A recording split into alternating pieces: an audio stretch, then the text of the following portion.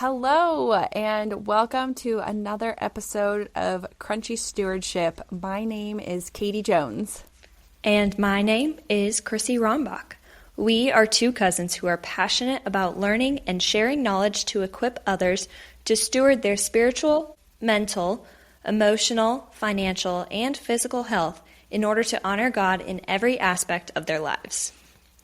In our podcast, we are taking a deep dive into what it means to be a steward of our lives as God originally intended for us to do with our resources that He has blessed us with. We're going to take a look at topics like food, medicine, finances, mental health, and tons more through a natural lens and with a biblical foundation. So, without further ado, let's get started on our second episode ever here for Crunchy Stewardship. We are going to talk all about water. And to get started, I know, Chrissy, you have done a little bit of research on this water filtration process. And so I want to kick us off today, and by you just kind of sharing what it means to filter our water and what that process looks like. Because I don't think a lot of us, I don't actually know a lot about the process. I just kind of know our water gets filtered.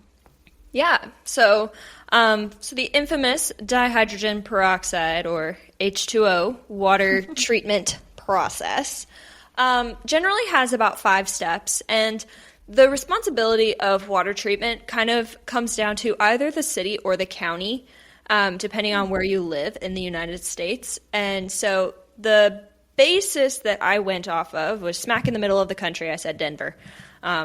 This is how Denver processes their water as a general outline. And most cities follow about the same 5 steps, but they might use different chemicals and additives and things like that, just small changes. But as a general overview, there are 5 steps for the water treatment process in the United States. Those 5 steps are coagulation, flocculation, sedimentation, filtration, and disinfection. So the first step, coagulation, is very similar to like blood coagulation. So if you think about blood, and if somebody's taken an anticoagulant or a blood thinner, it is preventing their blood from clumping. Mm-hmm. And so this coagulation step is very similar in that it focuses on the clumps. So the idea here is to get rid of the solid clumps that are already in our water. You know, they really do take the dirtiest of the dirty water, you know, sewage, runoff, you've got sticks, stones, stool, all the things. That's so gross to think about. It is, but so the first step is getting rid of all those sticks, stones, and stools out of the water. So they get rid of all the solids, and what's left is a mixture that they call flock, which is pretty much just like a cloudy suspension of particles. So it's a very smooth, cloudy, still gross looking, probably still smells a little bit. Probably is awful. But it doesn't have any solids in it. So the second step is called flocculation, where they add different polymers to the water and they mix it up really hard. And these polymers act as like a binding agent and force these dissolved sediments to kind of bind together and create more clumps. Because we just got rid of all the clumps, so we got to make more clumps. So yes, all the dissolved dirt that's still in the water then clumps together and kind of falls to the bottom of this tank, at which point they have like this giant shovel thing at the bottom of the tank that kind of scooches it off to the side and gets rid of it. And that step of the shovel thing scooching it off to the side is the sedimentation step. You know, after those polymers create those clumps, they then fall to the bottom as sediment does, and then they get scraped away. So you get left with this clear water. You know, it's clear, it looks good, but it still can contain some germs and toxins that are not good for us, viruses, bacteria, things like that. And so this fourth step they call the filtration step. And they have 2 layers of filtration. They're in vertical layers. There's anthracite, coal, and sand. And Anthracite coal is actually the purest form of coal that is created in the earth. I saw about 98% pure coal and is used as a natural filtration medium. And so this combination of anthracite coal and sand is called the filter media. And so any remaining particles that are left in the water get stuck in this filter media as the water filters through it. And so all the clear water goes through it, and any remaining sediment or other nasties that is stuck in the water gets stuck in there. And you're left with clear, zero sediment water. But, bacteria and viruses cannot get stuck by sand, unfortunately. So this last step is called the disinfection step, in which they add different cities add different things. I saw some cities add chlorine. Some cities add what's called chloramine, which is a combination of chlorine and ammonia that are used together to kill that bacteria and the viruses, and leaves us with clean, drinkable water that you can consume without being concerned for your health and all the other nasties that was in the water to start off with. So that's kind of like a general overview of it. I'm sure there are more specifics. I am not a water treatment professional. But, and I have heard, they do also add fluoride to water in some areas of the United States. Katie, have you looked into, why do they add fluoride, and what exactly does it do to our bodies as we drink it? Yeah, it's interesting. I keep running across a lot about fluoride, and I keep hearing a bunch of stuff recently that's been fluoride isn't actually as safe as we really thought it was, because one of the main reasons I think that they started adding fluoride to the water was because there were some links to the fact that fluoride was really good for our teeth. It helps to keep them strong and white, and it helps to protect them from getting lots and lots of cavities. And so I think that the intention originally was good for, the government was like, okay, we want to protect people's dental health. And so I think there was a lot of good intentions behind fluoride, but with good intentions that aren't studied for long-term effects, I think now we're starting to find that fluoride is actually linked to a lot of negative stuff. I recently came across an article that was posted early January. I have it up here to kind of reference, but the title of it is a landmark study affirms fluoride's link to lower IQ.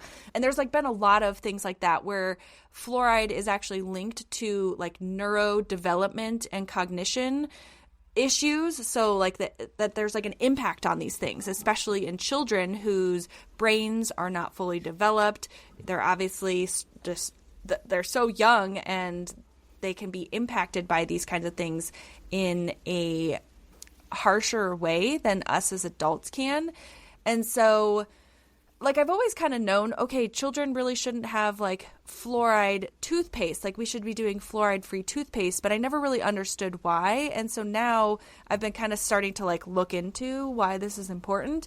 But also there's been a lot more negative impacts that they're starting to recognize with fluoride, even in adults, just long-term things. It's not you're going to have fluoride and it's going to kill you immediately, but it's just the long-term impacts of having these things in our systems. And I think that that's true too with water in general, is okay, in general, they are putting stuff into our water chlorine and ammonia that is supposed to help kill off bacteria, but at what cost, right? Okay, maybe having chlorine, maybe drinking chlorine every day, small amounts of it is not great. And that's where I've kind of come across this idea of grass, generally recognized as safe. And they label a lot of the things that we ingest. I hear that in a lot of places. Like, Oh, yeah. If you Google search, is this product safe? It's never a yes or no. It's generally regarded as safe, Yes. and it comes to question, like, what is that generally regarded? What does generally mean? Like, for the most part, to have a lot of it, to have a little of it, it's mostly healthy until a point. Yeah. Like, what does that mean? Because a lot of these things, like, again, obviously all of us have been drinking our water and none of us are like falling over dead immediately. So it's not like poisoning us to a point where we're dying like on impact. At least in the United States, it's not. At least in the United States, yes. Well, but that's what I'm saying is, like, in chlorine is generally safe in low doses, but then what happens, like, when it's being added to it? Like, we're drinking so much water and we're told to drink lots of water. Our body needs water. Right. So what happens when we're drinking tons of these chemicals day in and day out? Exactly. Yeah. It's like, maybe that's not the greatest thing. I wish there was a way that we could get the harmful bacteria and viruses out of our water without having to add chlorine, which chlorine is really just another way of saying bleach. It's a nicer form of bleach if you really think about it. It's a very similar chemical compound. And we all know we shouldn't drink bleach. I wish there was a way that we could filter out the bacteria and viruses without having to use harmful chemicals like chlorine and ammonia. That I don't know of any. Do you? From like a big, like a government standpoint, like doing it statewide, I don't think that there's like a process necessarily. I mean, I guess maybe boiling the water. Oh yeah, would probably do that. I don't know. But that would be very expensive. It probably would be really hard to like heat up large amounts of water, and it's really interesting. I mean, you think about like, okay, well then what are we supposed to do if there's all these chemicals in our water? Like, how do we avoid them?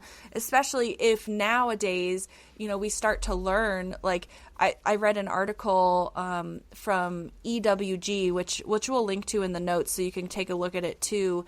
But there's tons of stuff, like when you start to look at water, that there is fluoride, which is dangerous, or they're starting to recognize as more dangerous. But there's also traces of lead and arsenic, iron, mercury, obviously the chlorine, which we talked about. But even things like, I literally heard a podcast the other day that was like, there are literally hormones from birth control and stuff like in our water. And I'm like, that probably is not good for children to drink. Like, hormones, like, okay. Also, in the hospital system, we're encouraged not to waste narcotics in the sink. We have a special bucket that has like a coagulation piece in the bottom of it that like solidifies the narcotics that we pour them into or dump them into, and it prevents the extra narcotics from getting into our water filtration system. Oh my gosh, you know what I'm just thinking about is like, every time that somebody has like leftover pain meds from their surgeries, a lot of people, I think I even have in the past, like just dumped them down because I'm like, well, I don't want them to be in my cabinet, and then somebody goes and picks them up and takes this drug. So oh my gosh, like I've even been a part of the problem of adding. So like what else are people putting in the water that like stays around? Well, thankfully there are actually household ways that we can get some of these other toxins out of our water. So Katie, I know you've done a little bit more research than I have into different methods that we can implement in our own households to protect us more so from these extra drugs, metals, and plastics that are in our water. So what are some of those resources that you found that we can implement easily in a cost-effective manner in our homes? Yeah, plastics is a really interesting one too that you mentioned, because I think many of us know like filtered water is typically better than the tap water that we drink from our sink at home. Like, again, the tap water is not going to like kill you. It's better than drinking from the pond in your backyard, right? Like, so yes, but filtered water, like there's like different levels of that even. So many of us think, okay, I'm going to go and do bottled water, which is a higher quality than typically the tap water from our sinks. And there's a lot, like, I don't know a ton about like each of the brands and all this stuff, and they all go through their own special process of filtering the water so that it doesn't have all of these harmful chemicals and heavy metals and hormones and things like that. But what's interesting is that taking now bottled water from the grocery store, you think about the big packs of the plastic water bottles, what then poses as an issue is they're being held in plastic containers, which now we're all starting to also recognize like microplastics are a really big problem. And I literally read, Chrissy, that the other day that I don't actually know if it was from air alone or because it was an email that I read from this air purifying company, and they were talking about how each of us ingests about a credit card worth of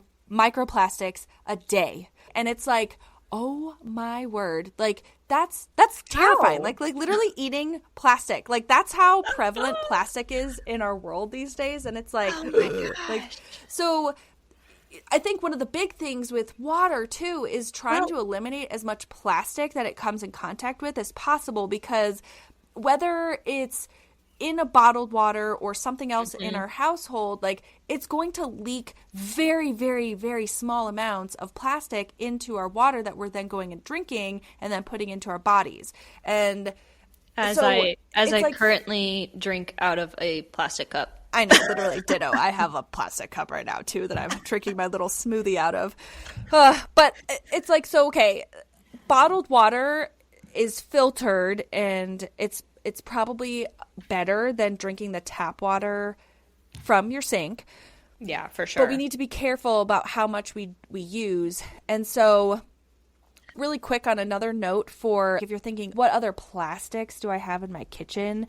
Just think about like, okay, the Keurig that you're using, Keurig is made from plastic, and then the K-cups that you're putting the coffee or tea in into the Keurig from are also plastic, and the water kettle that you might be using to heat up your water, if it's like one of those plug-in ones, might be plastic. So it's like there's a lot of plastic. And Tupperware is a big one. I think our society has done a really great job of kind of like drilling it into our heads of do not heat Tupperware. Don't put Tupperware in the microwave. Not microwave safe. Even if it says microwave safe, I hear a lot of people saying don't put it in the microwave. Nonetheless, use a glass plate or a glass cup or bowl or whatever. And that's so true, Yeah. Tupperware, I think, is one of the biggest ones that is a very easy switch, switching to glass Tupperware dishes. Pyrex has a bunch of different sizes and everything like that of Tupperware, So it's interesting. My dad is a plastics chemist, and actually we had a conversation about literally this plastic cup that I am holding right now years ago, and we talked about that with plastic, like kitchenware especially, it's really easy. Like most of it says like, yeah, it's dishwasher safe, put it in your dishwasher, but he always told me to hand wash anything plastic, whether it was the cup or a plastic Tupperware thing.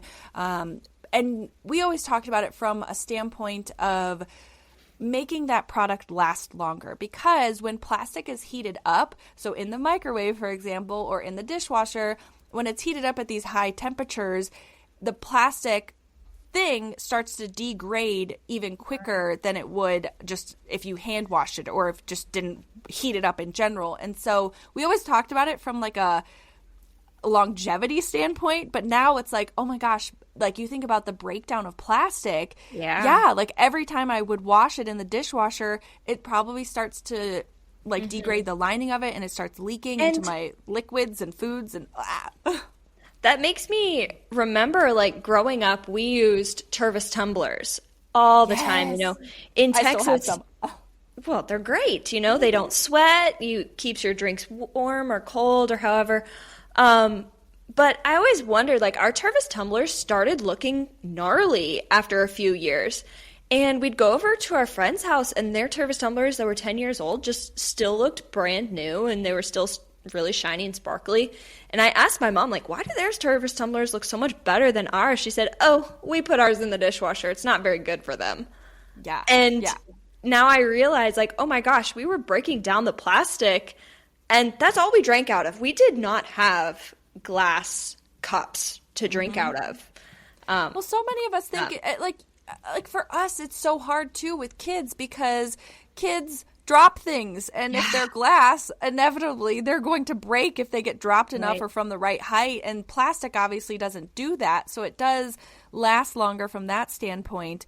But it's hard. It's like a balance, right? You have to find out what works best for you and your family because there's some things that we still have that are plastic because of having children, but like then you think, okay, am I actually maybe harming my child a little bit more because I'm allowing them to eat and drink from plastic materials that are now leaking into their systems and could cause all sorts of endocrine disruption and stuff. And you're just like, oh my gosh, like it's kind of terrifying sometimes being a parent because you're like every little decision really can make a lasting impact. And so do they make stainless steel bottles for Yes, actually. So we, that's a really great question. So we actually switched to using glass and stainless steel bottles. So Dr. Brown's is the brand that we've been using for bottles. And it's like, it is a glass bottle, but it comes in like a silicone sleeve. So it has a little bit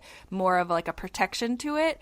And then I recently found, this brand called Mason bottle. They make both glass and stainless steel, and I ended up getting their stainless steel one because they have interchangeable tops to it that can be like a baby bottle nipple, but then you can change it to then be a straw cup. And so my son right now, he's switching. He's like in the process of starting to learn how to use other cups besides just bottles. And he actually really likes the little straw cup with this Mason bottle brand. Cool. And so, it's great. There's a lot of good options that aren't glass. Like if you're afraid of having glass around kids.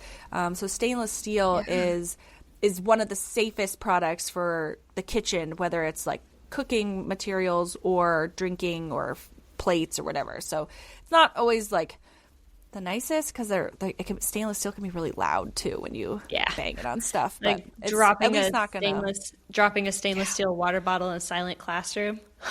Yeah. And Malachi's been dropping his stainless steel little sippy cup recently, and it's like, whoa, like the whole house is like, ah.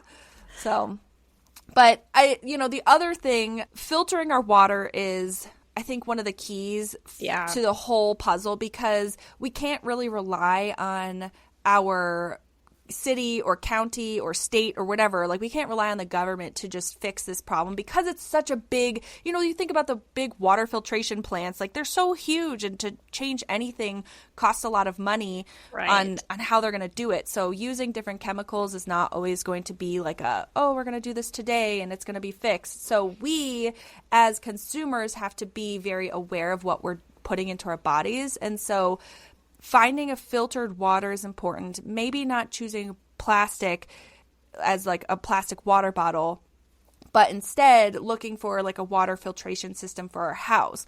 Now, Chrissy, I know that you have like kind of done a little bit of research on this because you use one, right?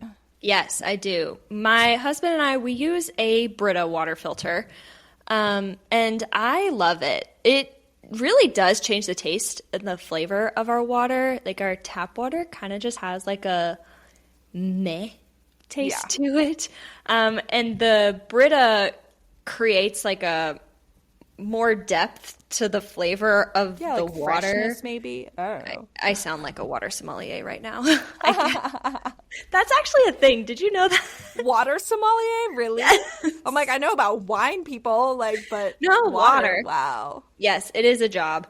But anyway, so we use a Brita water filter, and I kind of went through and figured out exactly what Brita filters out. And the classic standard Brita water filter removes that chlorine from the water that they use in that final filtration step of the disinfection. So that's a big one. It removes the chlorine.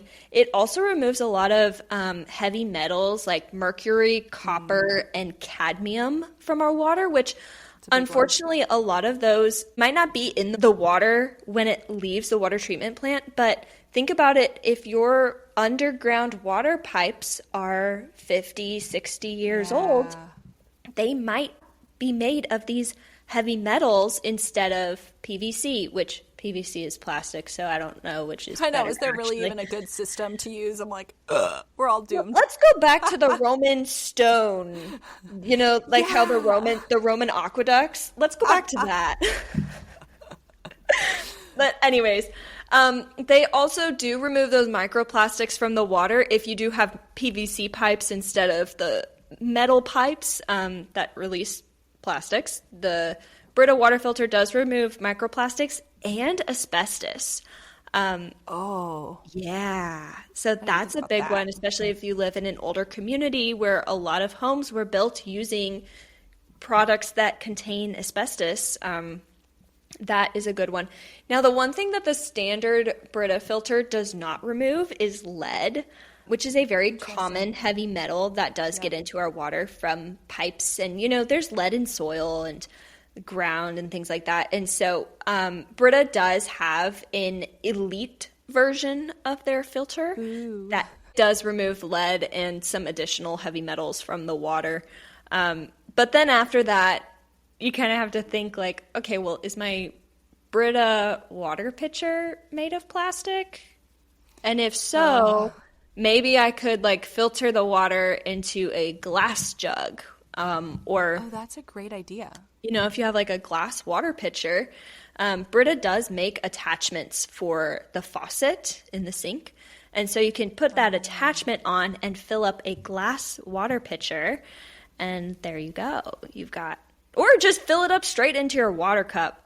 That would make a lot more sense. Yeah. No, I didn't even think about that because I do know many of those really small, there's just kind of more personal sized pitchers tend to be made of plastic. And I was looking into water filters a while ago because, I go down these paths and I'm like, oh my gosh, everything's going to kill us. And so now I need to filter everything. And so the one brand that I came across that's kind of like the top tier, if you're not going to go, because you can get a whole house water filtration system where it's actually installed. And so every faucet in your house, whether it's the shower or your sink, every single faucet has this nice filtered water, but that's expensive. They're $1,000 to $3,000 worth to get that installed. And no renter is going to do that. Yeah. So if you're renting, it's not an easy solution there. So one of the filters that I came across that is supposed to be kind of the top tier is called the Berkeley water filter.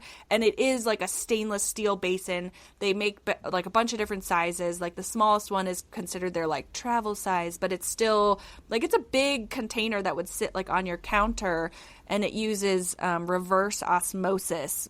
It's nice because it is stainless steel. However, those things are expensive too. They're I think $300 or $400, and that's not always practical. So finding something like a Brita water filter, I'll share a link to a site. It's actually EWG's list of water filters and their tests that they did on them and the percentage of stuff that it takes out from the water, so what it actually filters. So I'll share that so that people can kind of check it out and see which filter might work best for them, because some of them can be pretty expensive. But I like your solution, though, Chrissy, on using the Brita, but then potentially putting it into one of those nice glass ones, or one of those what about the ceramic pretty, you think about, there's a lot of nice filters. So it's okay, use the plastic one, but then take it out of there so it's not sitting in the plastic and just leaching into your Right. water. I think that's actually a really great method, or like I said, the attachment for the faucet. You know, you could just fill up your drinking cup right from the tap without really having to have an in-between holding space. How often do you know, like, at least for your Brita filter, like, how often do you have to change out the filter? I want to say every couple months, 2 to 3 months maybe. I think most Brita filters have like a little button on top that tells you like the quality of your filter. I don't know exactly how it knows. If it has like a timer on it, or if it like measures by how often I open the lid to refill it. Oh, yeah, it's intriguing. Because I would think if a filter is not being used for 2 weeks, it might still have 2 more weeks left of life to it. Yeah. I don't know. Yeah, I don't know either.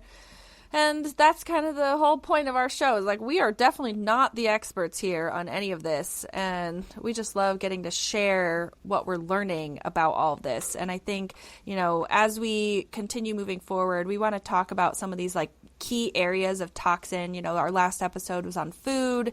This one's on water. We want to talk about air. And I think we'll go into some of the other like bigger areas that toxins get into our systems, and how we can kind of, at least what we're learning about, and how to avoid them. But as we kind of start wrapping up, I want to go into some of the takeaways that we have that we want to share with people. It can be really overwhelming when we learn some of this stuff, because you're like, oh my gosh, I had no idea that my water was like poisoning me. And that's like the route that I often go, is like, oh my gosh, I can't believe this. This is outrageous. And then I share everything with Wes, and he's like, okay, yeah, calm down. And I like the voice of reason. But I think in general, there's 2 main responses that I hear from people when I start talking about all of these things. And it's very much one side of the spectrum or the other. And very rarely is there a voice of reason in the middle. The response is either, oh my gosh, I'm going to die. I can't eat anything. I can't drink anything. I can't use any personal care products. I'm just going to sit in a hole and not expose myself to anything. And the other side of the spectrum is, well, it's in everything. It's on everything. So I'm going to die one way or another. Doesn't matter how it goes, you know? And so it's a side of apathy versus like extreme concern. And it's very hard to find that middle ground of like, okay, how do I find very small fixes or very small steps that I can use to better my environment and the things that I put in my body bit by bit? You know, it's not an overnight change. This is a very slow process that does take quite a few years to implement into our lives. And so before we exit this episode, I think we should probably go through like what is maybe the first 1 or 2 steps that somebody can take to start changing their water for the better, no matter what kind of water treatment plant their city or county has. What can our listeners do to protect themselves from the toxins that is in the city water, and also for a cost-effective price that's not going to break the bank? Yeah, I think one of the quick fixes that we took would be to switch just the water bottle that you're using, or the cups that you're using in your house. So switching them from plastic to either stainless steel or glass. And that was kind of an easy one for us for our reusable water bottles, because we take our water bottles everywhere. And we were for years using a plastic water bottle, and you could just literally see them degrading. Like the color was changing, and it was just bad. And so once I realized that was probably leaking a lot of plastic into our water, we made the switch to stainless steel ones, and I actually really like them. I think they're prettier too. So that was an easy switch, and we're still fixing our cups at home, but that's mine. What about you, Chrissy? I feel like my first observation, I did the stainless steel water bottle also, and I've realized it doesn't smell as much as plastic. You know, plastic really water bottles, if you leave it closed with a little bit of water in the bottom for even overnight, it just smells musty in the morning. Stainless steel water bottles don't smell like that. Nope. So that's an observation I've made. Let's see. The first step I would recommend is to get some sort of water filter to add to your tap water. For instance, as I said earlier, we use the Brita water filter. It works phenomenally for us. And if somebody has a lot of people in their household or a lot of people over frequently, then that attachment to the water faucet can be very easy to implement to get quick water that is good for you. So that's great.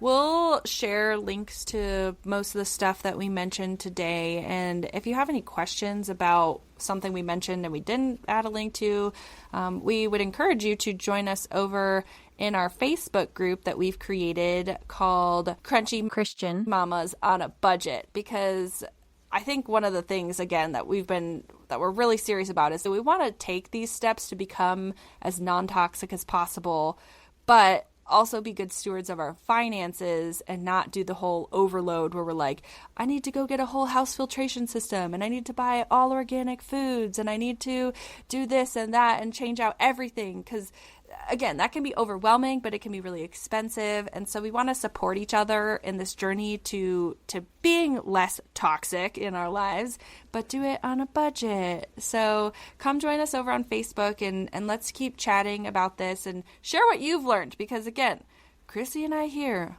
are not the experts and we don't know everything. I would love to learn more, honestly. Like, if you could help us, please help us. So come join us there. We're getting our website set up, and we'll have some free resources for you to join to check out, and we'll help you on this process. And we'll just share some of the things that we've learned on how to do this on a budget. But Chrissy, is there anything else that you would like to add before we sign off? Nope. I think we covered everything that I thought of. Well, fantastic.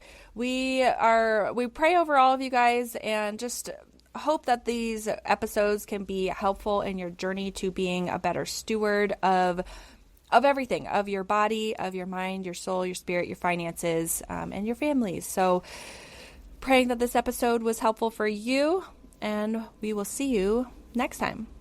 Bye.